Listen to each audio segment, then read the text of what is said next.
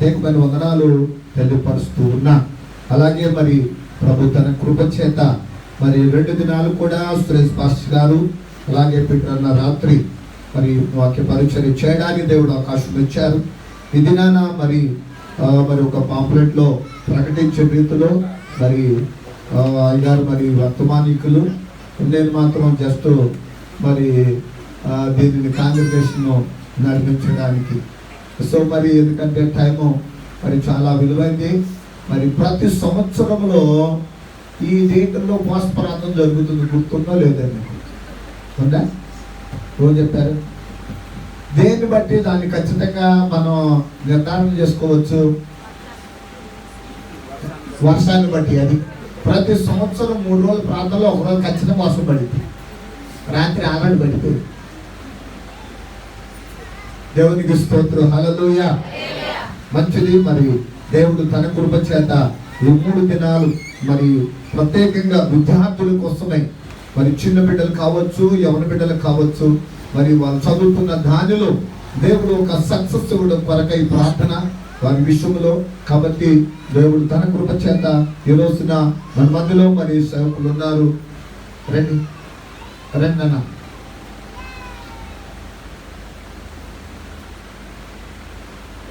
మరి దేవుడు తన కృప చేత మరి వారు సందేశం అందిస్తారని సమయం వారికి ఇస్తూ ఉన్నా.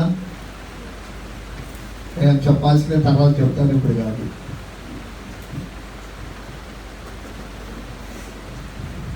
దేవుని నామానికి మహిమ కలుగుగాక. హల్లెలూయా హల్లెలూయా. అంతసేపు చెప్పమంటారు. డ్యామ్ షూర్గా బయట ఉన్న వంటకాలు చల్లబడిలో చెప్పేస్తారు. ఓకే, అది నేను వేడిగానే తినేలాగా నేను జాగ్రత్త తీసుకుంటాను. ఇప్పుడు వచ్చిన మీ అందరికీ ప్రభు యేసుక్రీస్తు నామములో నా వందనాలు తెలియజేస్తా ఉన్నాను. మన మధ్యలో మా ఆహ్వానాన్ని మన్నించి వచ్చిన అన్న శాంసంగ్ గారు బయట ఉన్నారు. బయట ఉంది.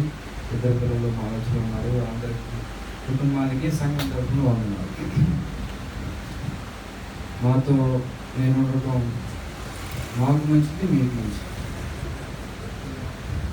నేను సంతోషిస్తూ ఉన్నాం, మీరు కూడా సంతోషించాలని ఆశపడుతూ ఉన్నాం.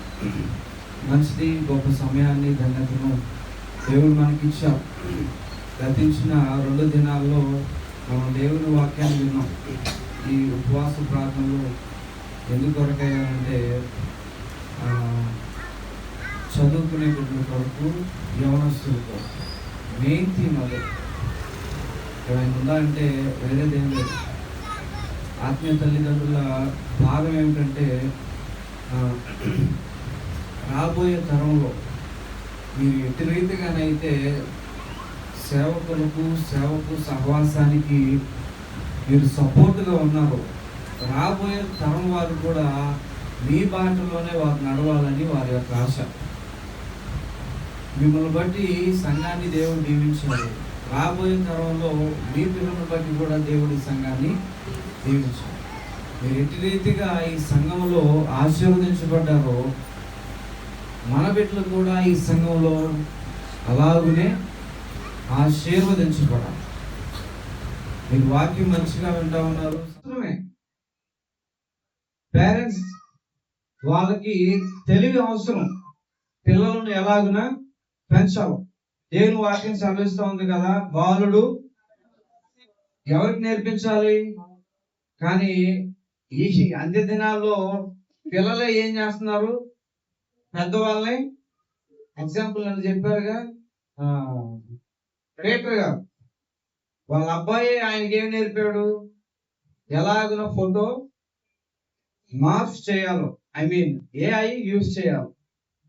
సో తెలివైన జనరేషన్ వచ్చినప్పుడు వారిని పెంచే వాళ్ళు ఇంకెంత తెలివిగా ఉండాలో. అవునా?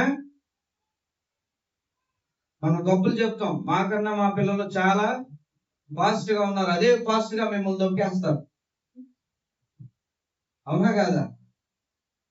వాళ్ళు ఎంత ఫాస్ట్ గా ఉన్నా వారికి ఎవరు బ్రేక్లు వేయాలంటే ఎవరు వేయాలి? అందుకే సురేష్ గారు ఏమన్నారంటే చిన్ననాటి నుండి ఏ వయసు వరకు హీరోగా చూడాలి, సారీ ప్రేమతో పెంచాలి. 13 నుండి చెప్తున్నారు నాకు నన్ను కన్ఫ్యూజ్ చేస్తున్నారు. దేవుని స్తోత్రం. హల్లెలూయా, హల్లెలూయా. మొదటి 3 దశలే పెంచమన్నారు. మొదటి దశలో ఏం పెంచమన్నారు? ప్రేమతో పెంచాలి. ఏ ప్రేమతో పెంచాలి? ఏ ప్రేమతో పెంచాలి? దేవుని ప్రేమతో పెంచాలి. ఎందుకంటే వాక్యం సెలవిస్తా ఉంది, ఆయనే మనలను మొదటగా ప్రేమించారు. కాబట్టి మనం ఆయనను ప్రేమించడానికి బదులుమై ఉన్నాం. అదే ప్రేమలో, దేవుని ప్రేమలో పెరిగిన పిల్లలు అదే ప్రేమలో వర్ధిల్లుతారు. ప్రేమతో పెంచడం వేరు, గారాభంతో పెంచడం వేరు. ప్రేమతో పెంచినట్లయితే వారికి నేర్పిస్తారు, దేవుడేంటి, ఎలాగైనా నన్ను ప్రేమించాడు, ఎలాగైనా నేను నా కుటుంబస్తులను, బంధువులను, ఇరుగు పొరుగు వారిని ప్రేమిస్తాను. వాళ్ళు చూస్తూ ఉంటారు మనం కలిగిన ప్రేమను, అదే వారు నేర్చుకుంటారు. అవునా? బయట చక్కగా ఉండి మన బిడ్డలు పెరుగుతున్న వారి ముందు ఎదుటి వారి గురించి అబద్ధ సాక్ష్యం పలికినప్పుడు దేవుని ప్రేమ నీ బిడ్డలు నీలో ఎప్పటికీ కూడా చూడలేరు. తర్వాత రెండో దశ ఏంటి? హీరోయిన్ లాగా చూడాలి. అంటే ఏంటి? వాళ్ళు వేసుకున్న బట్టలు, హెయిర్ స్టైల్ అట్లా కాదు. హీరోయిన్ గా చూడాలంటే మనందరికీ తెలుసు, సినిమాలో ఒక హీరో ఉంటాడు. ఏం చేస్తాడంటే, మీరు నాకు చెప్తారు, ఇప్పుడు హీరో ఏం చేస్తాడు? అయ్యా, మా జీవితంలో ఒక్క సినిమా కూడా మేము చూడలేదయ్యా, దయచేసి మమ్మల్ని అడగొద్దయ్యా, హీరో అనే పదవే మేము వినలేదయ్యా, అది ఒక ఫారెన్ వర్డ్ లాగా మాకు అనిపిస్తుంది అయ్యా. ఇలాంటి సమాధానాలు చెప్తారా నాకు? దేవునికి స్తోత్రం చెప్పండి. సినిమాలో హీరో ఏం చేస్తాడంటే ఏదైనా సరే సాధించి తీసుకొస్తాడు. అవునా? హీరో లాగా పెంచాలని సురేష్ గారి ఉద్దేశం ఏంటంటే ఏదైనా సరే సాధించగలిగిన పట్టుదల వారికి మనము నేర్పించగలగాలి. దేవునికి స్తోత్రం. హల్లెలూయా, హల్లెలూయా. హీరోగా పెంచడం అంటే దేవునిలో ఉన్న సుగుణాలన్నీ మన బిడ్డలలో మనం ఏం చేయగలగాలి? అప్లై చేయగలగాలి. లేకపోతే వారిలో మనము ఫిల్ అంటే ఏంటి? నింపగలగాలి. అప్పుడు వారు ఏమవుతారో తెలుసా? రాసుకుంటాం మన బైబిల్ మీద, జీసస్ ఈజ్ మై. మీ బైక్ లేదు, రాసుకోలేదా? నాకు లేదు, నేను రాసుకోను. దేవుని స్తోత్రం తెలియజేద్దాం. Hallelujah, hallelujah. Jesus is my hero. కొంతమంది మై డాడీ ఈజ్ మై, ఇంకా ఎంతమందో హీరోలు ఉన్నారు. కానీ బిడ్డలు ఎవరి గుణాలను పులుపుకొచ్చుకుని పెరగాలి అంటే దేవుని యొక్క గుణాలను పులుపుకొచ్చుకుని పెరగాలి. అది ఆయన ఉద్దేశం. దేవునికి స్తోత్రం తెలియజేద్దాం. తర్వాత ఎక్కడి నుండి ఎక్కడి వరకు? 13 నుండి ఎట్లా పెంచాలంట? ఎందుకని బానిసల్లో ఏం చేస్తారు? వారు చెప్పు చేతల్లో ఉంచుకుంటారు కదా. కానీ ఇప్పుడు పిల్లలు ఎలా ఉన్నారు తెలుసా? నీవు అది కొంటావా, నన్ను సావమంటావా? చచ్చినట్టు ఇప్పుడు ఏం చేయాలి? ఇప్పుడు ఎవరు చెప్పు చేతల్లో ఉన్నారు? తల్లిదండ్రులే బిడ్డల చెప్పు చేతల్లో ఉన్నారు. నో. ఇక దశ దాటిన తర్వాత జీవితాంతము కూడా ఎలా బ్రతకాలి? ఎలా బ్రతుకుతారు? వారి ఆలోచనకు మనం ఏమైపోవాలి? తల వంచాలి. వాళ్ళ ప్రవర్తనకు మనం తల వంచాలి. వారు ఏది చెప్తే అది చెయ్యాలి. ఒకనొక దినాన నిన్ను ఎందుకు కన్నాను అన్న ఆలోచన కూడా ప్రస్తుత కాలంలో పేరెంట్స్ కి వస్తా ఉంది. అవునా? తల్లిదండ్రులనే చంపిన వారిని మనం చూస్తూ ఉన్నాం సమాజంలో. అందుకే అలాంటి కఠినమైన హృదయాన్ని ఎవరు మార్చగలరు అని అంటే సర్వశక్తుడైన దేవుడు మాత్రమే. అలాంటి ధిక్కార ధోరణి మన బిడ్డల జీవితాల నుండి ఎవరు తీసివేయగలరంటే దేవుడే. అందుకే వాక్యం సెలవిస్తా ఉంది, యవ్వనస్తులు వారి మార్గాన్ని జీవితాన్ని దేనితో కట్టుకుంటారు, దేనితో శుద్ధి చేసుకుంటారు? వాక్యం సెలవిస్తాం, దేవుని వాక్యము చేతనే. ఎప్పుడైతే మన బిడ్డలు దేవుని వాక్యానికి అనుగుణంగా పెరగడం ప్రారంభిస్తారో, ఎప్పుడైతే వారు నడవవలసిన త్రోవ అనగా దేవుని మార్గాన్ని మనం వారికి నిర్దేశిస్తామో, వాక్యం సెలవిస్తా ఉంది కదా, దాని నుండి వారు ఏం చేయరు, వైదొలగరు. వాక్యం సెలవిస్తా ఉంది ఏమని? బిడ్డలకు నీ తల్లిదండ్రులను సన్మానించు. ఎందుకు సన్మానించాలి? దీర్ఘాయువు కావలసిన వారు ఖచ్చితంగా తల్లిదండ్రులు ఏం చేయాలి? సన్మానించాలి. దేవునికి స్తోత్రం. హల్లెలూయా, హల్లెలూయా. సన్మానించడం అంటే ఈవినింగ్ మేము మాట్లాడుకుంటా ఉన్నాం, పాస్టర్ గారు చెప్పారు, గత కొన్ని సంవత్సరాలుగా ఆయన డిపి వారి యొక్క నాన్నగారిదే ఉంది. దాన్ని బట్టి ఒక ఆయన చెప్పారంట, మీకు మీ నాన్నగారి మీద చాలా ప్రేమ ఉంది. ఆయన మన మధ్యలో లేకపోయినా సరే ఇంకా ఆయన మీద కొడుకు గాను సేవకుని గాను పాస్టర్ గారికి ఏం పోవాలా కదా? దేవునికి స్తోత్రం. హల్లెలూయా. అని బ్రతికుండగానే తల్లిదండ్రులు ఎక్కడ పంపిస్తున్నారు? ఓల్డ్ ఏజ్ హోమ్ కి పంపిస్తా ఉన్నాం. దానికి గల కారణం ఏమిటంటే ఈ వాక్యం వారి జీవితాల్లో లేదండి. ఏ వాక్యము? నీ తల్లిదండ్రులను సన్మానించుము అన్న వాక్యం ఆ బిడ్డకి తెలియలేదు. ఒకవేళ విన్నా దానిని ఆ బిడ్డ మనస్సులో దాచుకోలేదు. దానికి గల కారణం ఏమిటంటే మనమే కదా. ఒకసారి చెప్పి వదిలేస్తాం. నో నో నో నో ఒకసారి చెప్పాలి, రెండోసారి చెప్పాలి, మూడోసారి కూడా చెప్పాలి. దాని ప్రకారము ఆ బిడ్డ మారేంత వరకు కూడా, నడుచుకునేంత వరకు కూడా దేవుని వాక్యాన్ని చెప్తూ ఉండాలి. అందుకనే మోషే ఏమన్నాడు తెలుసా? అయ్యా మీరేం చేయాలి? ధర్మశాస్త్రాన్ని మీరేం చేయాలి? ధర్మశాస్త్రాన్ని మీరు మొదటగా చెప్పాలి. మొదటి 5 గ్రంథాల్లో మోషే ద్వితీయోపదేశ కాలంలో ఎక్కువగా వింటాం. ఏం చెప్తాడో తెలుసా? మొదట మీరు ఈ ధర్మశాస్త్రాన్ని ధ్యానించాలి. ఏం చేయాలి? ఎవరు ధ్యానించాలి? ఇప్పుడు ఎవరు ధ్యానించాలి చెప్పాలి. నేను ఇంకా సురేష్ గారి దగ్గరే ఉన్నా, పీటర్ గారి దగ్గరికి రాలా, నా మెసేజ్ కూడా దేవుని స్తోత్రం. చల్లారిపోతాయి ఖచ్చితంగా. ఇప్పుడు ఎవరు నేర్చుకోవాలి ధర్మశాస్త్రాన్ని, దేవుని వాక్యాన్ని? పెంచేవారు మొదటగా నేర్చుకోవాలని మోసే చెప్పాడు. తర్వాత ఏమన్నాడు తెలుసా? దీనిని మీ కుటుంబాలు మీరేం చేయాలి? ప్రతి దినము కూడా ధ్యానించాలి. తర్వాత వాక్యం ఏమన్నాడంటే ఇది మీ పిల్లలకు కూడా మీరేం చేయాలి? ఏం చేయాలి? వారి పిల్లలకు బోధించాలి. ఆ తర్వాత వారు వారికి బోధించాలి. ఎందుకు గల కారణం ఏమిటంటే ఎప్పుడైతే మనము దేవుని వాక్యాన్ని తెలుసుకుంటామో, ఎప్పుడైతే దేవుని వాక్యం మనలో నివసిస్తుందో, మన బిడ్డల్లో కూడా మనం దాన్ని ఏం చేయగలం? ఆపాదించగలం. ఆపాదించడం అంటే నాకు వచ్చిందే నేను నా బిడ్డకి నేర్పిస్తాను, నాకు రాందే నా బిడ్డకి నేను ఎలాగునా నేర్పిస్తాను. ఏమి నేర్పనిదే నా బిడ్డ ఎలాగునా పెరుగుతాడు. అప్పుడు ఎవరో ఒకరి ఐడియా ప్రకారమే వాడు పెరగాలి.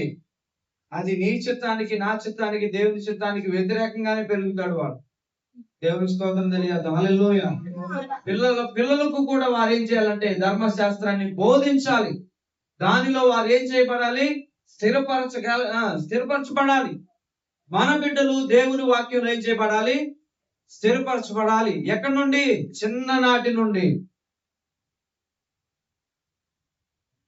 వారు అలాగునే స్థిరపరచాలి అని అంటే మనం చేయాల్సిన పని ఏమిటంటే మన బిడ్డలను దేవుని చేతికి అన్న ఏం చేసిందండి? అందరికీ తెలుసు కదా, ఏం చేసేసింది? తన అవమానాన్ని దేవుడు తొలగించాడు. ఒకగానొక బిడ్డనిచ్చాడు. ఇప్పుడు ఆ బిడ్డనిచ్చినప్పుడు నేనైతే ఇవ్వనేమో. మనలో చాలా మంది ఇవ్వకపోవచ్చు. ఎవరికి ఇవ్వాలి? దేవునికి. ఇప్పుడు తీసుకెళ్ళిపోయి యాజకునికి అప్పచెప్పేసింది.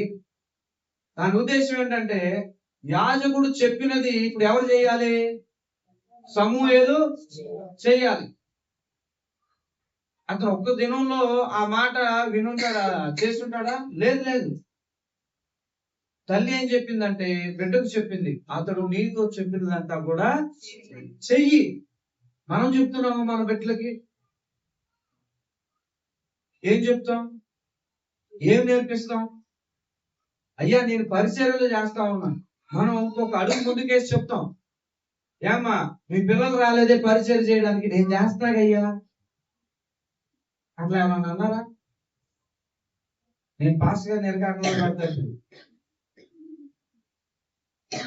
అన్నవారు స్తోత్రం చెప్పండి. హల్లెలూయా. మీరు ఉన్నారమ్మా, ఉన్నారమ్మా. నేను చేస్తున్నానుగా, నా భర్త చేస్తున్నాడుగా, ఇంక మా పిల్లలు ఎందుకు? దేవుని సన్నిధానంలో పెరిగిన సమూయేలు లేదా యాజకుని దగ్గర పెరిగిన సమూయేలు ఎంతో గొప్ప పరిచర్య చేశాడు. రాజులను ఎన్నుకున్నాడు. అనేక కార్యాలు ఆయన ద్వారా ప్రభువు జరిగించాడు. దేవుని స్తోత్రం. హల్లెలూయా, హల్లెలూయా. మనం ఎప్పుడైతే వాక్యానికి లోబడి మన పిల్లలను దేవుని చేతికి అప్పగిస్తామో ఆయన నడిపిస్తాడు. ఆయన జ్ఞానాన్ని నేర్పిస్తాడు, ఆయన బుద్ధిని నేర్పిస్తాడు, ఆయన వాక్యముతో అభిషేకిస్తాడు, ఆయన ఆత్మతో అభిషేకిస్తాడు. ఆ వారు ఎట్టి రీతిగా అంటే ఎవరు అందుకోలేని స్థితిలో దేవుడు నిలబెడతామండి. మనము మన బిడ్డలను ఎవరికి అప్పచెప్పాలి? దేవునికి అప్పచెప్పాలి. మందిరములో అప్పచెప్పాలి. నేను ఆ బిడ్డను సమర్పించుకున్నానని 20-30 సంవత్సరాలు వచ్చినా కూడా వాడు ఇక్కడ కనిపించకపోతే, లేకపోతే ఆమె ఇక్కడ కనిపించకపోతే నీవు దేవునికి ఇచ్చిన వాగ్దానము మీరినట్లే. వాక్య భాషలో చెప్పాలంటే ఆజ్ఞ అతిక్రమించి పాపము చేసినట్లే. నేను పాపం చేసినట్లయితే ఎక్కడ స్థానం లేదు? దేవుని ఎదుట స్థానము లేదు. జ్ఞాపకం ఉంచుకోవాలి. దేవునికి స్తోత్రం తెలియజేద్దాం. హల్లెలూయా, హల్లెలూయా. మరి హీరో లాగా పెంచుతారా? హీరో అవ్వాలంటే ఖచ్చితంగా దేవునిలో నలగాల్సిందే, ట్రైనింగ్ తీసుకోవాల్సిందే, మాట వినాల్సిందే. సమూయేలు యాజకుని మాట విన్నాడండి. తల్లి మాట విన్నాడు, యాజకుని మాట విన్నాడు, తర్వాత దేవుని మాట విన్నాడు. దేవుని స్తోత్రం. హల్లెలూయా. బిడ్డలు జీవితంలో దేవుడు కార్యాలు చేయాలంటే వారు ఏం చేయాలి? లోబడే జీవితాన్ని నేర్చుకోవాలి. అది ఎక్కడి నుండి స్టార్ట్ అవుతుందంటే ఇక్కడ నుండే స్టార్ట్ అవుతుంది. హల్లెలూయా, హల్లెలూయా. నిన్న పీటర్ గారు చెప్పారు వాక్యాన్ని. ఏ వాక్యం?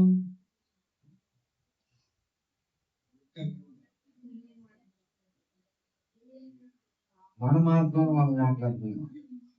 దేవునికి స్తోత్రం. హల్లెలూయా. కుమారులు యెహోవా ఇచ్చు ఏందమ్మా? బహుమానమా, శ్వాసమా? గర్భఫలము వ్యాధి ఉందిగా. దేవునికి స్తోత్రం చెప్పండి. యెహోవా అనుగ్రహించు మన సంపద, మన జీవనాధారం. ఒక మాటలో చెప్పాలంటే దేవుడు మనకు సంతానాన్ని ఇచ్చాడు. పీటర్ గారు చెప్పారు రొట్టె.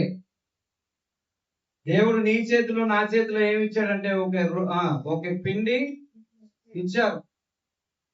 ఆ పిండిని ఫ్రెష్ గా ఉన్నప్పుడు ఏం చేయాలి? రొట్టె చేసుకోవాలి. అప్పుడు అది మనకేమవుతుంది? ఆహారం అవుతుంది, మన ఆకలిని తీరుస్తుంది. పిండి మెత్తగా ఉంది, చూడడానికి తెల్లగా ఉంది. దీన్ని జాగ్రత్తగా కాపాడుకోవాలని ఒక సట్లో వేసి మూత పెట్టారనుకోండి. పీటర్ గారు చెప్పారుగా, పొద్దున్న కల్లా అదేమవుతుంది? పులిసిపోయి ఏమవుతుంది? పొంగుతుంది. పొంగి నుండి ఎవడు కూడా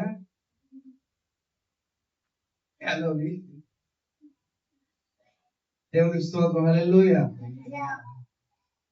అంటే మనకు ఒక సామెత ఉంది. ఆ సామెత ఏంటంటే అన్ని ఉన్నా మీరు చెప్తారు ఇక చెప్పండి ఏమీ లేనిది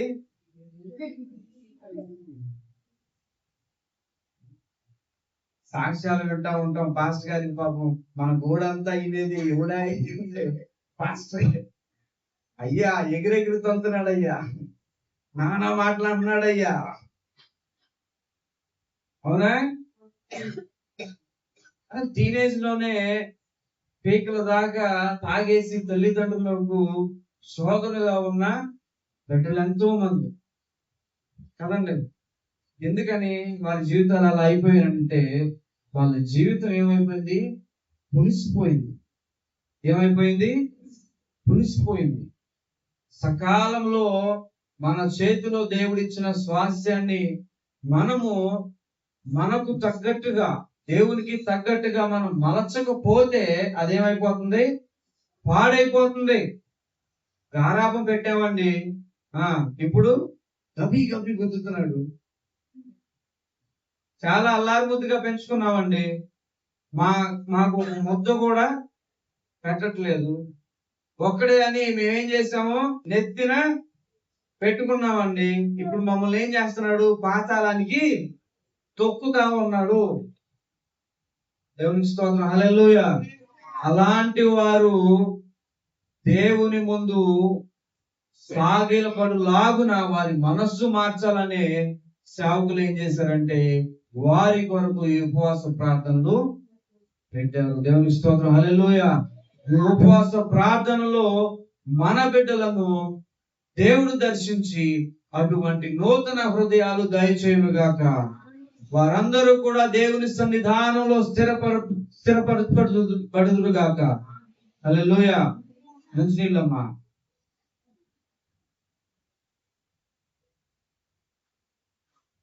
వాక్యాన్ని చదువుకుందాం.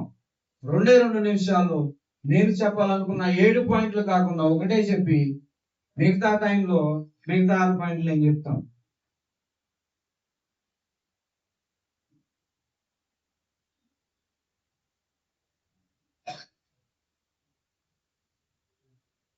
యవనస్తుల గురించి ప్రార్థించే కృపను దేవుడు మనకు దయచేశాడు.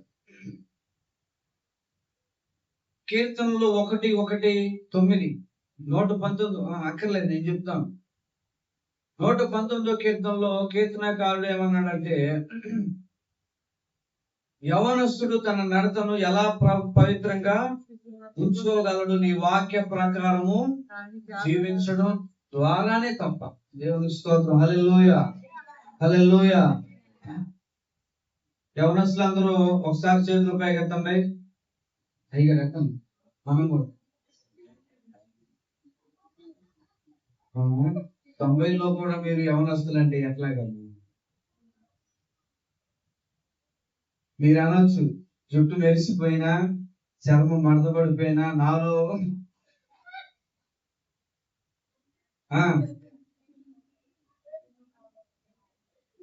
ఇంకా ఐఎమ్ స్టిల్ యూత్, యంగ్. అదే భావం. దేవుని స్తోత్రం. హల్లెలూయా. పక్షిరాజు ఎన్నిసార్లు యవనస్తుడు అవుతాడు చెప్పండి? శ్రమపడి ఓపికతో నిరీక్షించిన ప్రతిసారి కూడా తన యవనం తిరిగి తనకి దేవుడు దయచేస్తాడు. దేవుని స్తోత్రం తెలియజేయాలి. హల్లెలూయా. హల్లెలూయా. వాక్యం ద్వారా మాత్రమే యవనస్తులు తమ ప్రవర్తనను శుద్ధి చేసుకుంటారు, తిరిగి నిర్మించుకుంటారు వారి జీవితాన్ని. వాక్య ప్రకారం మనం జీవిస్తా ఉన్నామా? మన బిడ్డలు కూడా వాక్య ప్రకారము జీవించే వారు ఉంటారు. హల్లెలూయా. హల్లెలూయా.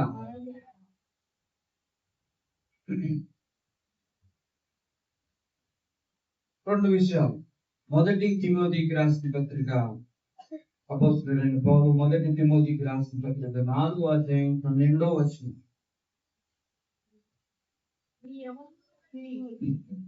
మనం చెప్పండి, మన యవనమును బట్టి అని చెప్తున్నాను. సందేహిస్తున్నారు. చదవండి.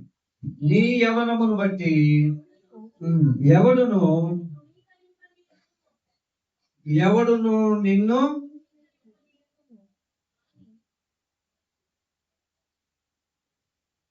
కానీ ఇప్పుడు యవనస్తులు నా మాట జాగ్రత్తగా విన్నాను. యవనస్తులు ఉన్నారు ఇక్కడ. నేను కూడా యవనస్తున్నా, అందుకే క్లీన్ షేవ్తో వచ్చా. మొదట మాటలోను, రెండవది ప్రవర్తనలోను, ప్రేమలోను, విశ్వాసములో, పవిత్రతలో. ఇప్పుడు ఎవరికి మాదిరిగా ఉండాలి? యవనస్తుడు ఎవరికి మాదిరిగా ఉండాలి అని అంటే విశ్వసించిన వారికి మాదిరిగా ఉండాలి. నీవు నేను ఎవరిని విశ్వసించి ఇక్కడ కూర్చున్నామండి? ఎవరిని విశ్వసించాము? ఏ విశ్వాసము చేత ఆయన పాదాల చెంతకు మనము వచ్చాము? ఏ విశ్వాసము మనల్ని ముందుకు నడిపిస్తా ఉంది? ఒకానొక దినాన దేవుని నేను కన్నులారా చూస్తాను. నా విశ్వాసం ఏంటంటే దేవుడు నన్ను ఎన్నుకున్నాడు, దేవుడు నన్ను ఆయన సన్నిధానంలో నన్ను స్థిరపరిచాడు.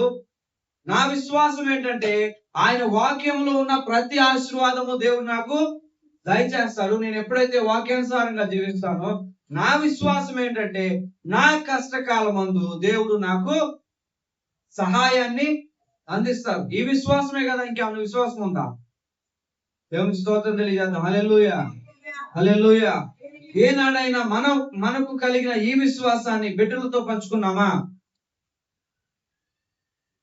ఏ రోజైతే మన హృదయాల్లో దేవుడు ఉంచిన విశ్వాసాన్ని మన బిడ్డలకు మనం చెప్పగలము, లేకపోతే మన విశ్వాసాన్ని వారిలో చూడగలము, వారికి నేర్పించగలము, వారిలో మన విశ్వాసాన్ని నాటగలము, కార్యాలు మనం చూస్తామండి. దేవునికి స్తోత్రం. హల్లెలూయా, హల్లెలూయా. చిన్ననాటి నుండి వారు పెరుగుతారు. తల్లిదండ్రులు ఏమనుకుంటారంటే వారు జ్ఞానముతో పెరగాలి అని, ఆరోగ్యంగా పెరగాలి అని, 10 మందిలో ఒక మంచి పేరు తీసుకురావాలి అని. మన బిడ్డలు మనకు ఎలాగైనా మంచి పేరు తీసుకొస్తారు. ఎలాగో తీసుకొస్తారు? పాస్టర్ గారు అనేక మార్లు కొంతమంది యవనస్తుల పేర్లు మనకు చెప్తారు. అంత మాత్రాన వారిని పొగిడినట్టు కాదు. ఆయన మన ముందు ఏముంచుతున్నాడో తెలుసా? ఏముంచుతున్నారు? ఒక ఎగ్జాంపుల్ ని ఉంచుతారు. ఎందుకు జ్ఞాపకం చేసుకుంటామంటే వాళ్ళని ఎగ్జాంపుల్, అదిగో ఫలానా కుర్రాడు, లేకపోతే ఫలానా యవనస్తుడు సంఘ ప్రార్థన ద్వారా ఒక మంచి భవిష్యత్తును పొందుకున్నాడు, వారు ఉన్నతమైన స్థితిలో ఉన్నారు. ఇప్పుడు మనము మన బిడ్డల కొరకు ప్రార్థించినట్లయితే దేవుడు వారికి ఇచ్చిన స్థానం కంటే మీ బిడ్డలకు ఇంకా అధికమైన స్థానాన్ని ఇవ్వగలడు. పాస్టర్ గారి ఇంటెన్షన్ మీరు క్యాచ్ చేయగలుగుతున్నారా? దేవునికి స్తోత్రం. హల్లెలూయా. ఆయన ఉదాహరణ ఉంచుతా ఉన్నాడు. ఏం చెప్తా ఉన్నాడంటే, అమ్మా, మన సంఘంలో ఉపవాస ప్రార్థన జరుగుతా ఉన్నాయి. ఈ ఉపవాస ప్రార్థనలో యవనస్తులను బట్టి మనం ప్రార్థన చేయాలి. అనేక మంది యవనస్తులు ఉన్నారు. మనము కడుపు కట్టుకొని ప్రార్థించినట్లయితే ఎంతమంది ఉపవాసం ఉన్నారు? ఎంతకి? ఎంత మాట మాస్టర్ అని తెలియక అన్న మధ్యాహ్నం, అయ్యా ఇంటి దగ్గర ఆయన అన్నాడు, నేను రాలేనయ్యా. నేను అన్నాను వై? అబ్బాయి అంటాడు వై వాట్ అంటాడు. ఎందుకనంటే ఈ 3 రోజులు నేను తీర్మానం చేసుకున్న ఉపవాసం ఉంది ప్రార్థన. మన బిడ్డలు కలుపు ఆయన కడుపు పట్టుకుంటాడంటే మనమేమో కడుపు నిండా తిని, ఎంత అన్యాయం అండి ఇది. దేవుని స్తోత్రం. హల్లెలూయా, హల్లెలూయా. మీరు ఉపవాసం ఉన్నారా లేదా? మొదలవడానికి చెప్తున్నారా లేకపోతే ఉంటే మీరు ఆశీర్వదించబడతారు, లేకపోతే ఈనాటి నుండి అయినా సరే నీ బిడ్డల కొరకు కడుపు కట్టుకోవాలి, ప్రార్థన చెయ్యాలి. మనకు కొన్ని మాదిరికరంగా సాక్ష్యాలను దేవుడు సంఘంలో నుండి యవనస్తుల ద్వారా లేపాడు. ఇప్పుడు మన బిడ్డలు కూడా వారి స్థితికి, లేకపోతే వారికి మించిన స్థితికి మన బిడ్డలు వెళ్ళాలి. ప్రార్థన ద్వారానే. దేవునికి స్తోత్రం, హల్లెలూయా. అనేక మంది గొప్ప గొప్ప వ్యక్తులు సైన్స్ పరంగా కానివ్వండి, వైద్య పరంగా కానివ్వండి, లేకపోతే పొలిటికల్ గా కానివ్వండి, ప్రతి రంగంలో గొప్ప గొప్ప వ్యక్తులు లేపబడ్డారంటే వారి వెనక తల్లిదండ్రుల కన్నీటి ప్రార్థన ఉంది. వారి కొరకు తల్లిదండ్రులు ఉపవాస ప్రార్థన చేశారు కాబట్టి వారికి దేవుడు గొప్ప స్థానాన్ని ఇచ్చాడండి. వారు ఊరికే అవల గొప్పవారు, ప్రార్థన వారి వెనక పని చేసింది. దేవునికి స్తోత్రం, హల్లెలూయా. ఈ ఉపవాస ప్రార్థనలో యవనస్తులుగా ఉన్న బిడ్డలు మారి తల్లిదండ్రులకు విధేయులై, దేవునికి విధేయులై, ఆత్మీయ తల్లిదండ్రులకు విధేయత కలిగి వారు ఒక నూతనమైన జీవితాన్ని ప్రారంభించడానికి, ఉన్నతమైన స్థితిలోనికి వారిని దేవుడు నడిపించడానికి ద్వారాలు తెరవాలని. ఇంకా వేరే ఉద్దేశం ఉందా? 3వ రోజున చికెన్ పెడతారని పెట్టారా? లేదుగా. దేవునికి స్తోత్రం తెలియజేద్దాం. Hallelujah, hallelujah. Come back to our verse.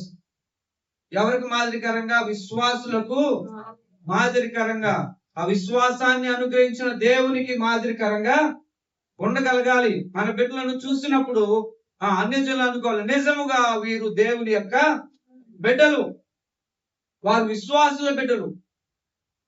అలా సాక్ష్యం పొందుకోవాలంటే కొన్ని విషయాల్లో నేను ముగిస్తాను. కొన్ని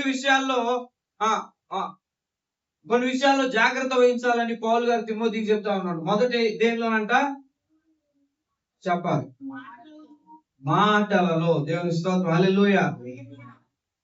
స్లాంగ్ ఉండదు చూసారా? నా స్లాంగ్ ఎలా ఉంటుందో నా కొడుకు స్లాంగ్ కూడా అలాగే ఉంటది, నా కూతురు స్లాంగ్ కూడా అలాగే ఉంటది కదా. నేను ఏ టోన్ తో మాట్లాడతానో నా పిల్లలు కూడా అదే టోన్ తో, నేను ఎన్ని కూతురు ఆడతానో నా పిల్లలు కూడా ఏమమ్మా చెప్పరా కదా. నా మాట ఎంత స్వచ్ఛంగా ఉంటుందో ఆ స్వచ్ఛత ఎవరు పుణికిపుచ్చుకుంటారు? నా బిడ్డలే పుణికిపుచ్చుకుంటారు. దేవునికి స్తోత్రం, హల్లెలూయా, హల్లెలూయా. ప్రభు వారి మాటలలో ఇసుమంతైన ఏం లేదు, దోషము లేదు. వాక్యం సెలవిస్తా ఉంది, విస్తారమైన ఏముంటుంది?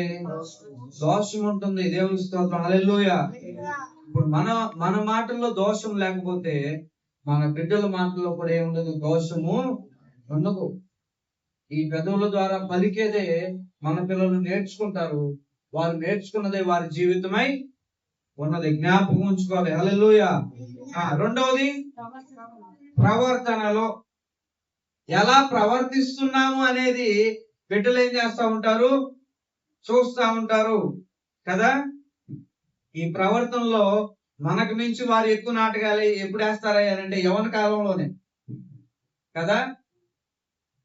ఒకవేళ భర్త భార్యని 2 తీసాడు అనుకోండి, ఎవరు చూశారు? ఇప్పుడు ఇంట్లో ఉండే పిల్లలు చూశారు. పెద్ద అయిన తర్వాత, పెళ్ళైన తర్వాత వారికి ఒక ఎక్కడో మైండ్ లో ఒక నరంలో దాగుంటది, మెదడులో ఒక మూలలో కూర్చుంటది. అది ఏంటంటే భార్యని ఏం చేయొచ్చు? 2 తీయొచ్చు. ఏమైపోయింది? ప్రవర్తన మారిందా లేదా? మారింది. బిడ్డల ప్రవర్తన ఎప్పుడైతే అన్య జనుల ఎదుట సక్రమంగా ఉంటుందో, మంచి సాక్ష్యాన్ని పుట్టించేదిగా ఉంటుందో, వారి జీవితంలో ఏం చేస్తారు తెలుసా? ఆశీర్వాదాన్ని చూస్తారు. దేవుని స్తోత్రం, హల్లెలూయా. మొదట మనము మాదిరికరంగా ఉండాలి, పిల్లలకు నేర్పించగలగాలి. యవనస్తులు ప్రవర్తించిన తీరును మనం పరిశీలించి వారిని సరైన మార్గంలో నడిపించగలగాలి. హల్లెలూయా. తర్వాత ప్రేమ. దేవునికి స్తోత్రం తెలియజేద్దాం. హల్లెలూయా. యవనస్తులు చెప్తారు ప్రేమ గురించి, ఎంత బారు. ఎందుకంటే ఎక్కలేని ఇన్ఫర్మేషన్ అంతా వాళ్ళ దగ్గరే ఉంటుంది. ఎందుకంటే ఇది ఉందిగా, ఇది ఉన్నంత కాలం కూడా ప్రేమ గురించి గోల్ అన్ని ఏం పెట్టుకోవచ్చు? స్టేటస్లు పెట్టుకోవచ్చు, మెసేజ్లు వినొచ్చు, పోలని స్టోరీలు మనం చదువుకోవచ్చు. కాదు కాదు కాదు యవనస్తులు మాదిరికరముగా ఉండాలి అని అంటే దేవుని ప్రేమలో వాళ్ళు వర్తిల్లే విధంగా ఉండాలి. తర్వాత విషయం విశ్వాసములో దేవుని స్తోత్రం తెలియజేద్దాం. హల్లెలూయా. ఈ విశ్వాసము చేత పౌలు గారు అంటా ఉన్నారు, ఈ విశ్వాసమే మమ్మల్ని ఏం చేస్తుంది? బలపరుస్తా ఉంది. వ్యాధిలోను, బాధలోను, కష్ట సమయాల్లోను ఈ విశ్వాసమే మాకు ఏముంది? బలాన్ని ఇస్తుంది. యవనస్తుల బలం ఏంటంటే దేవుని ఎడల వారు కలిగి ఉన్న విశ్వాసమే. దేవుని స్తోత్రం. హల్లెలూయా, హల్లెలూయా. వారు విశ్వాసములో ఎంత ఖచ్చితంగా ఉంటారో వారు అంత బలముగా వారి జీవితాన్ని కట్టుకోగలరు. వారి విశ్వాసమే వారి జీవితాన్ని ఎంచేదిగా ఉంటుంది. ఇంకా నేను లోతుకి వెళ్ళాలనుకోవట్లేదు. దేవుని స్తోత్రం తెలియజేద్దాం. హల్లెలూయా, హల్లెలూయా. మన బిడ్డలను మనము ఏం చేయాలి? పరీక్షించాలి. Sometimes you have to.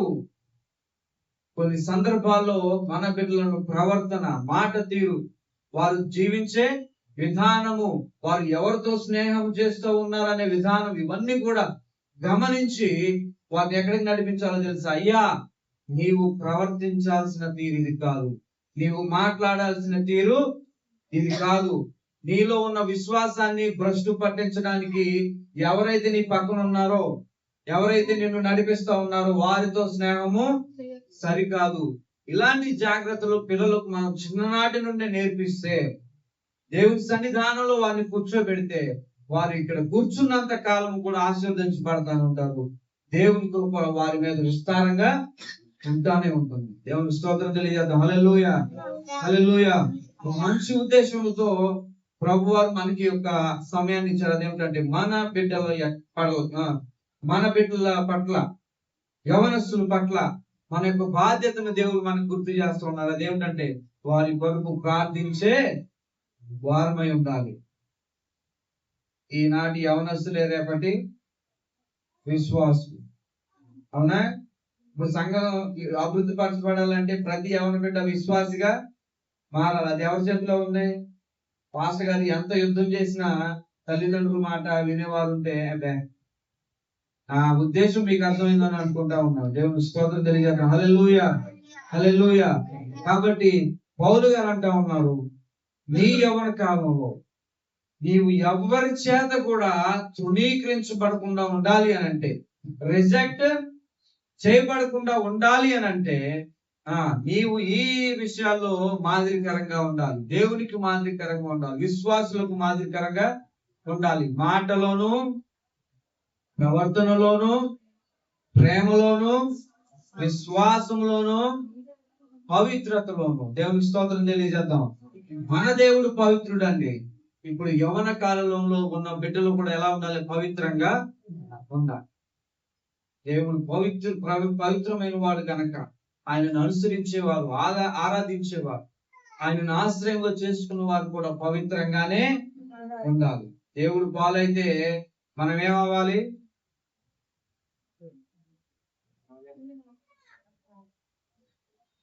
చెప్పరేమమ్మా? ఆయనలో కలవాలంటే నీళ్ళు అంటున్నారా? నీళ్లు కూడా కలిపితే, నీళ్లు కలిసే కొద్ది ఏమవుతుంది? నాణ్యత, ఆశీర్వాదాలు చూడలేం. దేవునికి స్తోత్రం తెలియజేద్దాం. హల్లెలూయా.